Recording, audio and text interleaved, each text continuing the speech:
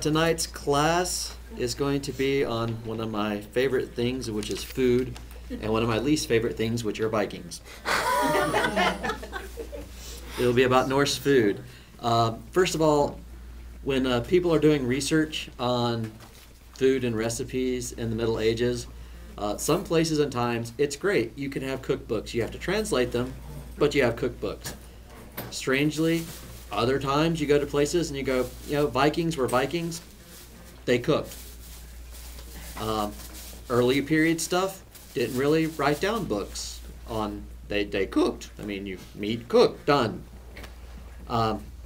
So a lot of the stuff tonight, what I'm going to do is I picked one of the ways you can research stuff is you can use basic documentation. You can pick one thing and read stories, and the story will have in it, so-and-so went over here, so-and-so did this, so-and-so got that, they had food. Normally it's they had a feast, they ate meat. Sometimes it goes into descriptions of the meat. There was a peacock dressed like this and blah. And so you can get lots of details or you can get little details. It kind of depends on who wrote the story down.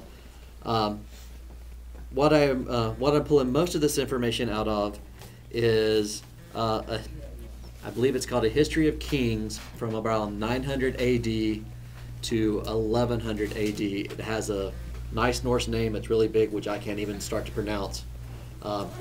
There's an English translation online, so I'll put the English translation where to go get it up. You can go read it yourself. It's basically a story of king after king after king. Some of the stories are, we went here, we did this, we celebrated that, goes on for a long time. I'm not the first person to do this because lots of other people have had the same idea, and I believe if you look at early medieval Norse food right here and feasting, which I'll go ahead and start passing around one each direction, all this person did was look at the entire story translated in English and counted up things. She looked at how many times they said beef, how many times do they say chicken or fowl, and kind of went, well, if I looked at this and compare it, if this is what they're supposed to eat, do I get an idea? So that's the time period we're looking at.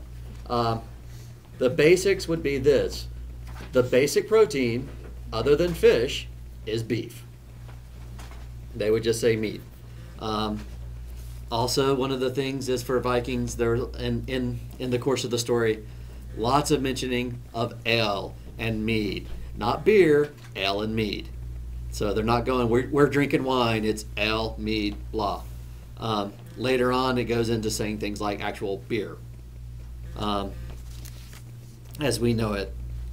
One of the other cute and entertaining things you can pull out of the story is it goes into detail about toasting.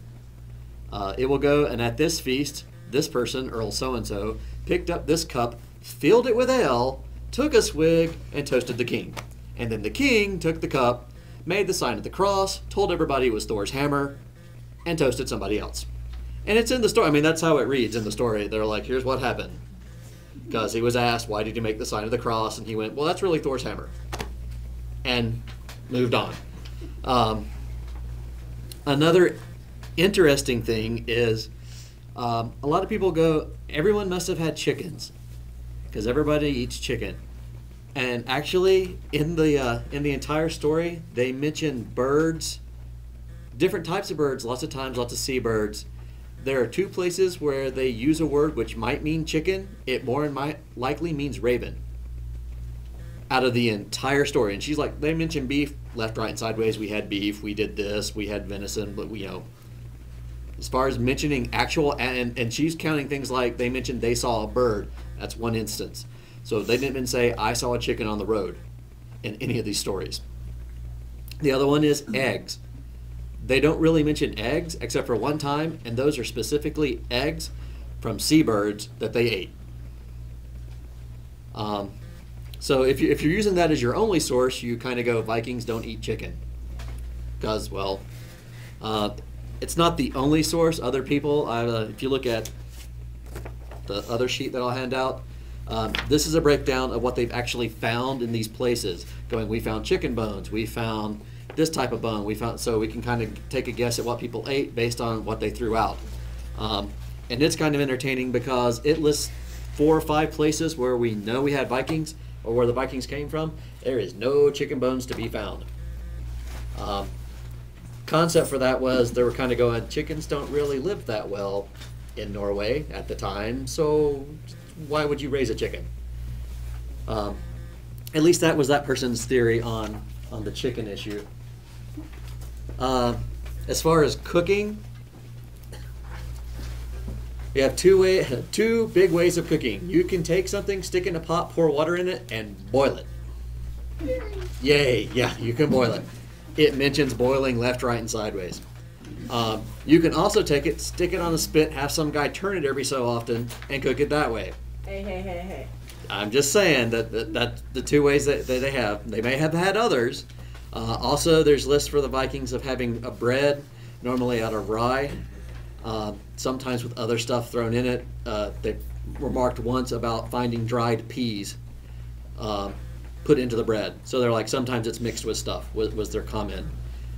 That's actually not mentioned in the story. That's from some of the other sources that were like rye bread with some barley in it, rye bread with some other random nuts put into it.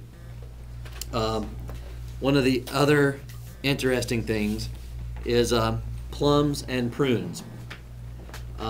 2 or 3 of the sources went into going, we know they mentioned plums and prunes, we can find the leftovers of plums and prunes, to the point of Vikings must have really liked plums and prunes. At least that's one conclusion. And basically that just means they found enough of them to go, why are there this many of these here? It's a lot more than they should actually have if they were just eating the ones that are local. Along with the cooking, one of the listed things that it was common, or at least suggested, was you would boil the meat, you'd pull the meat out, you'd serve the boiled meat as a dish, you would serve the broth as a soup. The next day, you would serve the broth as a gravy. And that's actually listed in the stories where one of the kings was offered, I believe, horse, where they had boiled it, and they offered him the horse meat, and he said no, and then they offered him the broth, horse broth, I guess, and he said no, and they said, well, at least try the gravy on the third day, on the next day, and he was just like, no. So yeah, so they're kind of going, that was probably a common thing to do if it's listed in the book, because they don't go into, or listed in the stories. So that's a general overview of a basic idea of Viking food. Some of the things that were listed that are slightly different, and you can look them up online, the types of nuts and berries that everybody go, these are common to all over medieval Europe. They're not as common the farther north you go, so you end up replacing some berries with things like prunes, plums, and cherries versus apples. Not that they didn't have apples, it was just one of those, they saw people eat more of these types of things than everybody else. For spices, one of the big things, the 2 biggest ones that were easy to document real early are garlic and onions, which I know are kind of vegetables, but they also actually add flavor. So in theory, if you wanted to, you could go grab a slab of beef, probably with the bone in it, throw it in a pot with water, throw it in with some onions and garlic, boil it, probably make something that's almost acceptable to humans right now. Throw a little salt and pepper on there, little pepper, itty bitty pepper, a lot of salt. And you could go, this is plausibly Viking food, because it's just cow, onions, garlic, water. We know they definitely had sea salt because of where they're at. It's documented that you boil off the sea, you scoop salt water, you boil it off, you've got sea salt left. That was not a problem. So that's the general idea. What I'll do is I'm probably going to post the URLs to the translation for people that want to go, oh, I want to read it right out. The 2 papers, one of them is the lady going through the translation who goes, I saw where they mentioned beef, and she has little snippets. Because I know she has the snippet about the toasting, and she has the snippet about I only found eggs once, and only found birds X number of times, and I really think they were talking about this, not because it doesn't say chicken in the translation, even in English, it just says bird, which is why she's like, if they meant chicken, they would have put chicken, so it must be a generic, it's a bird. So that will be it. like I said, I'll post online places where you can get research where people have gone through and go, I can document this being in here. We do know they had spices.